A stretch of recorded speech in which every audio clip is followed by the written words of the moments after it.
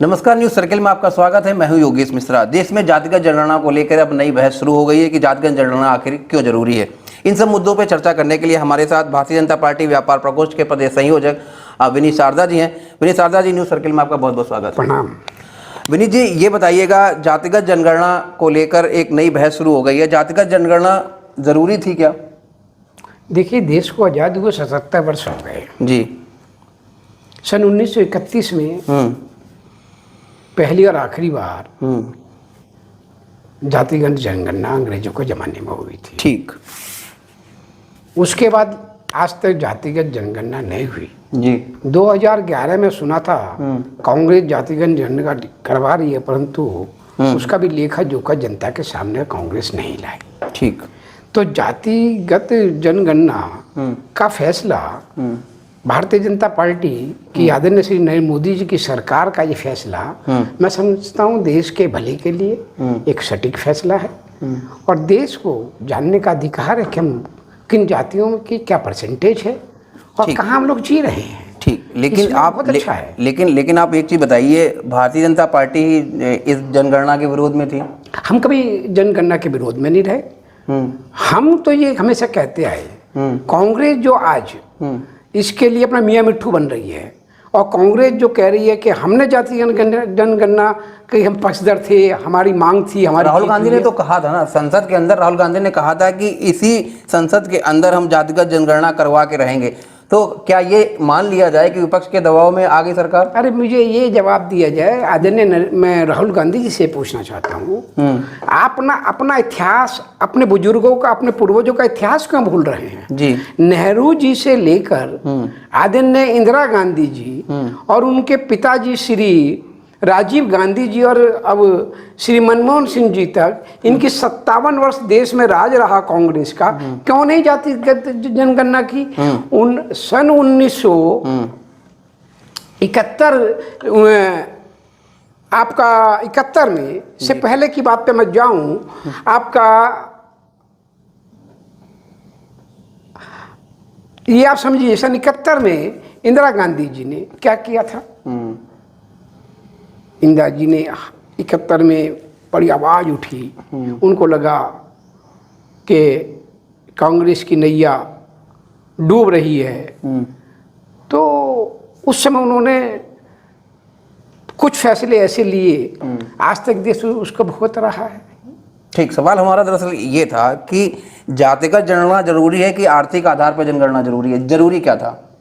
देखिए, हमारी सरकार का जो फैसला है, जरूरी क्या था? हमारी सरकार का जो फैसला है, ये फैसला जातिगत जनगणना का फैसला मैं समझ दूरगामी फैसला है। नहीं, आपकी सरकार ही आर्थिक आधार पर जनगणना की बात करती थी कि सवाल ये कि आर्थिक आधार पर जनगणना होना चाहिए कि जातिगत आधार पर? देखिए, जातिगत जनगणना का जो फैसला हुआ उसकी हम सराहना करते हैं। आदरणीय मोदी जी को हम इसकी बधाई देते हैं। और जातिगत जनगणना मैं समझता हूँ अगर जल्दी हो जाए, इसकी पूरा हो जाए, तो 2029 का चुनाव जातिगत जनगणना के आधार पर हो, तो मैं समझता हूँ देश को। जातिगत जनगणना के चुनाव पे आप आधार की बात कर रहे हैं कि जातिगत जनगणना के आधार पर अगर चुनाव होगा तो आपको नहीं लगता है कि जातियों के खांचों में आप वोट बैंक की पॉलिटिक्स करेंगे?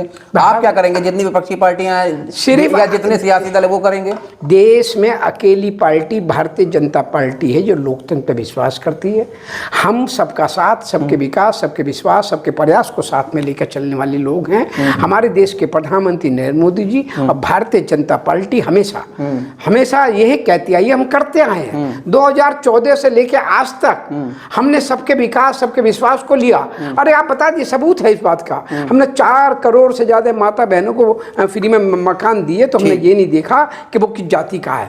हमने गैस के सिलेंडर और चूल्हे फ्री में दिए, हमने ये नहीं देखा कि किस जाति का है। हमने 5 लाख रुपए का आयुष्मान बीमा दिया, तो हमने देखा ये किस जाति का है। जब आपने सब नहीं देखा तो जातिगत जनगणना क्यों करवा रहे हैं? अरे देश की जरूरत है, देश को जरूरत है। आप 350 वर्ष देश में मुगलों का शासन रहा, तुर्कियों का शासन रहा, 250 वर्ष अंग्रेजों का शासन रहा, 57 वर्ष एक पार्टी का शासन रहा जो परिवारवाद, भाई भतीजावाद और भ्रष्टाचार में डूबी भी ऐसी पार्टी का शासन रहा। उसने जिसने आम आदमी के गले को घोटने का काम किया और अपनी जेबों को भरने का काम किया, उस सबसे उभारने के लिए जनता के बीच में जाने का फैसला लिया और लोकतंत्र लोकतंत्र को मजबूत करने का फैसला अगर किसी पार्टी ने लिया तो भारतीय जनता पार्टी के एनडीए की सरकार आदरणीय नरेंद्र मोदी की सरकार ने लिया। उसका हम और मेरा उत्तर प्रदेश का 2.25 करोड़ व्यापारी उसकी सराहना करता है, उसका अभिनंदन करता है। ठीक, बिल्कुल। एक सवाल आप ही हमारे मंच पे ये कह के गए थे कि भाजपा जो है वो बटोगे तो कटोगे, एक रहोगे तो नेक रहोगे। तो बटोगे, कटोगे, एक रहोगे, नेक रहोगे, ये नारे आप जब लगाते थे तो सामूहिक एकता की आप बात करते थे, लेकिन अब जातिगत जनगणना में आप चीजों को बांट नहीं देंगे। देखिए, उस बात से कोई मतलब नहीं है। आप अगर एक घर में 5 बेटे हैं, आप 5 को बांट नहीं सकते, परंतु 5 की मानसिकता एक सी हो, ऐसा आप नहीं कर सकते। एक बेटा आईएएस बनता है, एक बेटा पीसीएस बनता है, तो एक बेटा राजनीतिक बनता है, एक बेटा व्यापारी बनता है, तो एक किसान बनता है। आप नहीं बांट सकते उनकी मानसिकता को, परंतु एक ही माँ के कोख से बाल पे पैदा होते हैं। और ये भारत है, भारत में 140 करोड़ देवतुल्य जनता रहती है। हम उनकी मानसिकता को नहीं पर अपनी सोच, अपने विचार, उनके अंदर संस्कृति डालें, ये हमारी शुद्ध विचार है। और जाति जनगणना सब में जोड़िए, जाति का जनगणना आज देश की जरूरत है। किससे जोड़े? आज देश की जरूरत है, आज देश जानना चाहता है, आज भारत देखना चाहता है। जनगणना के जब आंकड़े आ जाएंगे तो आरक्षण के जो लिमिट है उसको भी बढ़ाया जाएगा, उस पर भी आवाज उठेगी। हम वचनबद्ध हैं आरक्षण के लिए। भारतीय जनता पार्टी एनडीए की सरकार वचनबद्ध है। हम आरक्षण, मंडल कमीशन का दौर आपको याद है? जब मंडल कमीशन का दौर आया था तो जो भी युवा थे वो सड़कों पर आके आंदोलन कर रहे थे, तो क्या आप उस दौर में आके नहीं खड़े हो? नहीं भाई साहब, मतलब बीपी सिंह जी ने जो काम किया वो तो अंग्रेज नहीं कर पाए। बीपी सिंह जो अंग्रेजों ने, उन्होंने तो आदमी से आदमी को बांटने का काम कर दिया था। मैं आदरणीय बीपी सिंह जी पर जाना नहीं चाहता।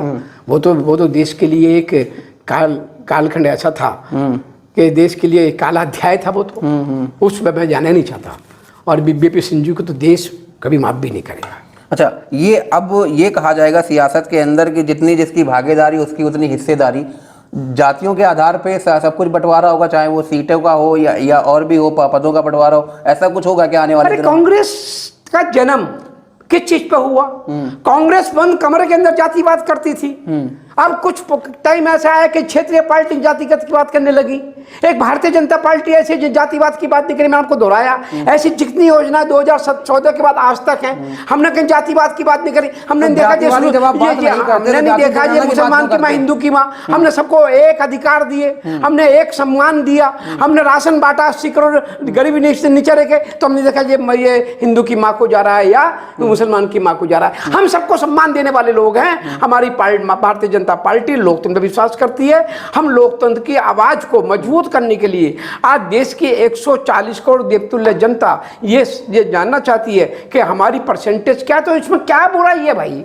आम लोग सर सवाल तो यही कर रहे हैं कि भाजपा है, एक वन नेशन वन इलेक्शन की बात करते हैं, आप कहते हैं कि सर सारी चीजें एक मंच पे आ जाए, एकजुट हो जाए।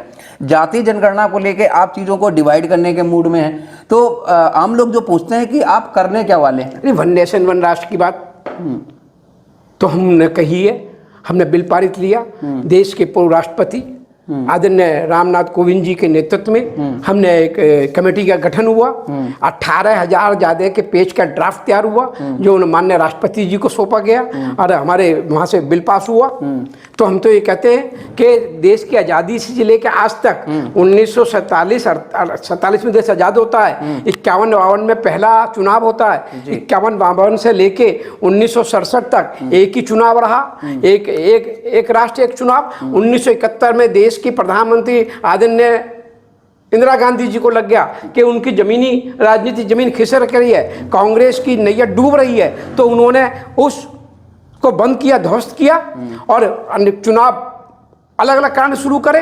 तो सन 75 में उन्होंने देश को ताला लगा दिया, उन्होंने देश में इमरजेंसी लगाई। तो देश के जितने विपक्षी दल के नेता थे, जब सबको 19 महीने में जेल में 19 महीने के लिए जेल में डाला, जितने समाज के बड़े नेता थे उनको जेल में डाला। तो ये इंदिरा गांधी का उस समय का जो उन्होंने देखा कि कांग्रेस जा रही है तो कांग्रेस आज राजनीति समय खिसक जाएगी, तो उन्होंने वन राष्ट्र चुनाव को खत्म करने का काम किया। और हमारे देश के पूर्व प्रधानमंत्री आदरणीय अटल वाजपेयी जी का सपना था कि भारत में एक राष्ट्र एक चुनाव हो, तो उसको संकल्प के साथ पूरा करने का काम अगर कोई कर रहा है तो मैं समझता हूँ देश के यशस्वी विश्व के सबसे बड़े नेता यशस्वी प्रधानमंत्री आदरणीय नरेंद्र मोदी जी ने एक राष्ट्र एक चुनाव का जो फैसला लिया वो बहुत सराहनीय फैसला है और हम जगह जगह जा रहे हैं। एक सवाल का जवाब मैं पूरी बात दूं, मैं जगह जगह जा रहे हैं, हमारा कोई भी छोटा बड़ा नेता हो, प्रत्येक गांव कस्बे जिले भी में जा रहे हैं। मैं भी अभी बीच में सहारनपुर गया, मैं अभी नोएडा गया, मैं अभी संभल गया, मैं अभी अमरोहा गया, अनेकों काफ़ी जिलों में मैं वन राष्ट्र वन चुनाव पे मैं भी जनता बीच में कहा। तो प्रदेश का 2.25 करोड़ व्यापारी, आम जनमानस चाहता है देश में एक राष्ट्र एक चुनाव। कारण है कि एक राष्ट्र एक चुनाव नहीं होता तो हर दिन चुनाव होता है, किसी दिन विधानसभा, कभी लोकसभा, कभी विधान परिषद और कभी आपका नगर पंचायत, कभी नगर निगम, कभी जिला पंचायत। अरे भैया करोड़ों रुपया जनता के खून पसीने की कमाई का खराब होता है, बर्बाद होता है।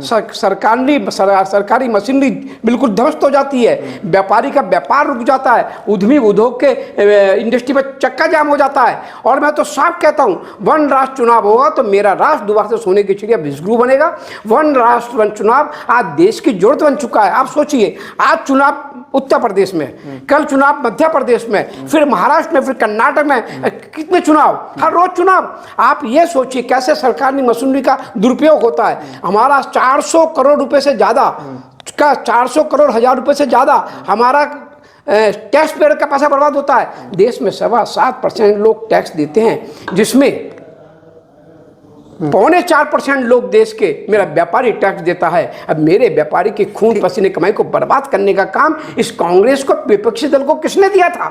और आज ये सोचिए ना, आप मुझे बताइए, आप फिर उसका हमने एक बात और पूरी जवाब दे दूं। वन राष्ट्र वन चुनाव पे 100 दिन के बाद, जैसे आज लोकसभा विधानसभा का चुनाव, मुझे विश्वास है अगर हम ऐसी गति से रहे तो 2029 का चुनाव हमारा लोकसभा विधानसभा का 1 दिन में होगा और उसके 100 दिन के बाद, 100 दिन के अंदर हम जिला पंचायत, नगर पंचायत और नगर निगम का चुनाव करेंगे। तो मैं समझता हूँ 365 दिन में, देश में 200 दिन चुनाव होते हैं, तो उसमें आचार संहिता लगती है। आचार संहिता लग के व्यापार बंद होता है, उद्योग बंद होते हैं, आम जनमानस का भविष्य उसमें गिरवी रख दिया जाता है। इसलिए मेरा कहना है, हमारी सरकार का कहना है, हमारे देश में वन राष्ट्र चुनाव होना चाहिए। मेरा भारत मजबूत होगा तो हमारा भारत मजबूत होगा, तो भारत की 140 करोड़ देवतुल्य जनता मजबूत होगी। ठीक, एक आखिरी सवाल का जवाब ये दीजिए, वन नेशन वन इलेक्शन से क्या जो क्षेत्रीय पार्टियां, उनका भविष्य संकट में नहीं आ जाएगा? आप फिर कह रहे हैं, मैं सुनिए, हम कहते हैं हर राजनीतिक दल को अपनी बात करने का अधिकार है। ठीक, क्षेत्रीय पार्टियां अपनी राजनीति करती हैं, परंतु कुछ आप पिछले 11 वर्षों में देखेंगे तो क्षेत्रीय पार्टियां जगह जगह अगर उनका भविष्य डगमगा रहा है, कहीं वो क्षेत्रीय पार्टियां मजबूत होती हैं, तो जो मजबूत होती हैं वो उनके अपना काम है।